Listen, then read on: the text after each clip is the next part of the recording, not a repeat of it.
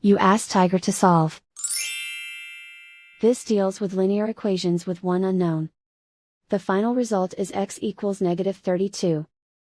Let's solve it step by step. Simplify the expression. Expand the parentheses.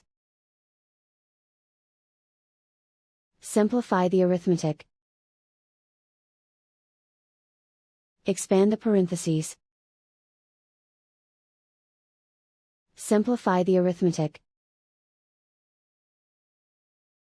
Group all constants on the right side of the equation.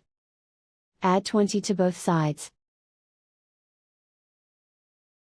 Simplify the arithmetic.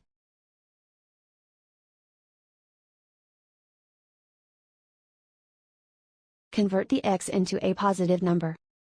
Multiply both sides by -1.